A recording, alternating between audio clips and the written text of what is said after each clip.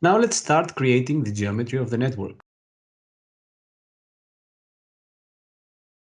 First, I'll need to add the sections of this geometry by using the Create a Section button. So here on the left bar, I can see that there is an option which is called Create a Section.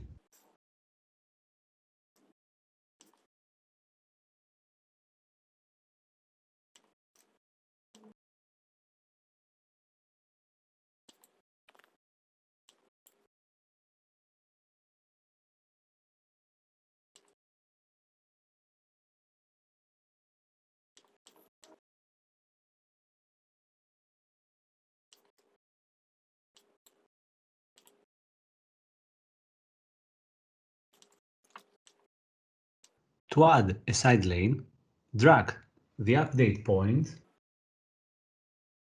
away from the section to create the side lane. Then drag the new point from down the section to change the side lane length. There are more options to explore by right-click on the section object, such as add a straight vertex, add a curved vertex, generate opposite direction, change section direction, assign a row type, and so on. So this is how we create all the sections in our network area. Now let's create the nodes. In order to link the sections created, in total I need to create 3 intersections and 1 roundabout. First, let's create an intersection. So we have several options here. I will show you the quickest way. You have to select the input and the output links of this node and press the option Create a Node. This automatically will create the node with the connections. Then we can double click on the node object and further edit the turns one by one, the number of the origin lanes and the number of the destination lanes. By holding the Shift button and selecting more lanes, I can set up the origin and the destination number of lanes. Then I press OK, and that's it. Another option is to create a node object and then manually add the turnings one by one. So I can show you here. First of all, I create a node object, which is empty. And then I go here on the option New, and I start creating the turns one by one. Then I need to edit all these turns to set up the correct number of lanes of the origin section to the destination section.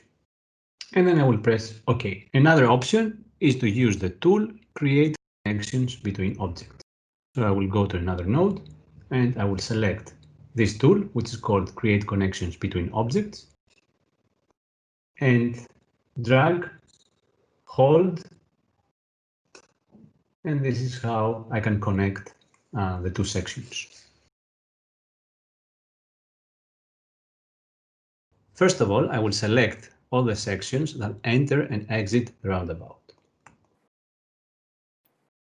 Then I will select the Create a Roundabout tool